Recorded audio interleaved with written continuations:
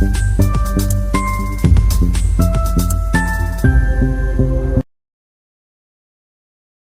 Morning traders. यहाँ पर market open हो चुका है। काम करते हैं, पहले तो हम लोग अपना खुद का पोजीशन बना लेते हैं। 57,800 का हम लोग पुट परचेस करेंगे, जैसे कि मैं ऑलरेडी प्री मार्केट में डिस्कस किया हूँ। इसके बाद देखो एक ही लेवल है, वो है सेलर का ब्रेकआउट करने के लिए 58,000 का। उसके बाद मेरे को नहीं लगता है इसके पास अपसाइड जाने का कोई ज़रिया है। दूसरा हम लोग 900 का भी परचेस कर लेते हैं, 1530 क्वान्टिटी। अब दोनों का दोनों पोजीशन में बना लिया हूँ, एक 800 का और एक 900 का पुट। अब देखते हैं।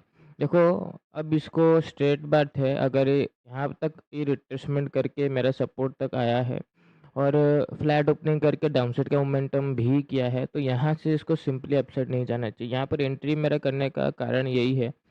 देखो, अगर ये यहाँ से अपसाइड किया ना, तो फिर ये अभी नहीं गिरेगा, फिर ये 12-1 बजे गिरेगा। अभी पहला मोमेंटम डाउनसाइड का आने ही नहीं वाला है, क्योंकि पहला कैंडल के आसपास क्या करेंगे लोग, एसएल रख सकते हैं, ये उसका ब्रेकआउट करेगा। कल का हाई के आसपास 58,000 के आसपास लोग एसएल रखेंगे, उसका ब्रेकआउट करेगा। तो कहाँ से मोमेंटम आ रहा है? बहुत ही अच्छा मोमेंटम हम लोग को यहाँ से लगभग ब्रेकआउट के बाद भी 100 पॉइंट तो हम लोग को देखने को मिलेगा। तो हम लोग को कितना 300 पॉइंट का रिकवरी, अगर अपसाइड गया ना तो डायरेक्ट 300 या प्लस पॉइंट का भी रिकवरी हम लोग को देखने को मिल सकता है। तो इस सिनेरियो में ये अभी नहीं गिरेगा, क्योंकि उसके बाद क्या होगा, अपसाइड का मोमेंटम बहुत ज़्यादा हो जाएगा, तो अभी नहीं गिर सकेगा। थोड़ा सा साइडवेज मोमेंटम रहेगा। 58,000 के आसपास ये बहुत समय ट्रेड करेगा, फिर से बायर को इकट्ठा करेगा। उसके बाद ये हो सकता है 12-1 बजे अगर इसका मन हो तो ये गिरे, नहीं तो और अपसाइड जाए। तो इसीलिए मैं यहीं पर ही पोजीशन बनाया हूँ। फ्लैट ओपनिंग चाहिए था, फ्लैट ओपनिंग भी मार्केट करके दिया है। नेगेटिव मोमेंटम चाहिए था, नेगेटिव मोमेंटम भी करके दिया है। और यहाँ से हम लोग को दिख ही रहा है क्लोजिंग से, यहाँ पर देखो क्लोजिंग से मार्केट जाने का कोशिश ऑलरेडी कर रहा है।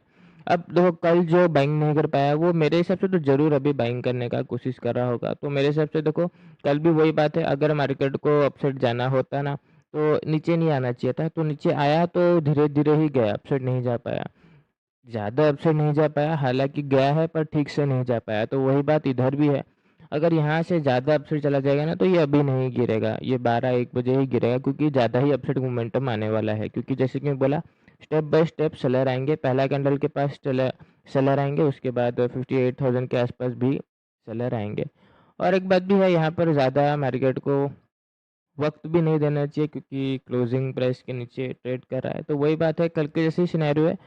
देखो, अगर बायर को ट्रैप करना है और बायर यहाँ पर मौजूद है ना, तो गिरावट तुरंत आ जाना चाहिए, वो बात भी है।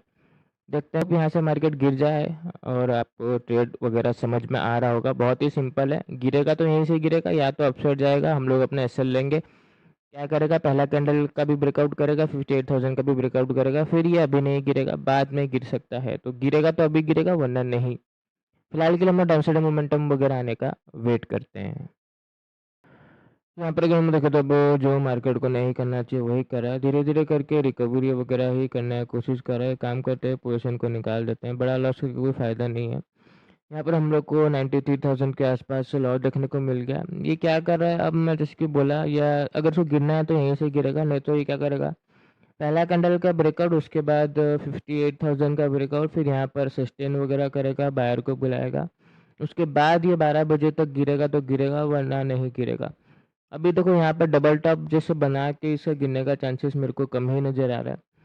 तो यहाँ पर हम लोग पोजीशन को एग्जिट कर दिए हैं। मार्केट को देखो, डाउनसाइड का मोमेंटम यहाँ से डायरेक्टली करना चाहिए था और तेज़ी से करना चाहिए था, तभी जाके ये जो बायर है ट्रैप होता।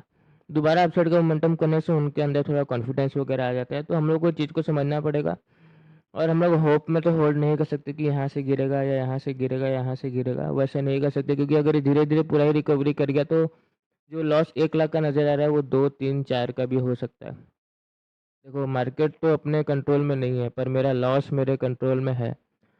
तो कोई बात नहीं, एक दिन का प्रॉफिट एक्चुअली छोटा छोटा लॉस क्या कर सकता है, एक दिन बड़ा प्रॉफिट का ना सब रिकवर कर देगा। तो ये थोड़ा ध्यान में रखो। आज के लिए तो बस इतना ही, बाकी हम लोग कल फिर मिलेंगे। धन्यवाद।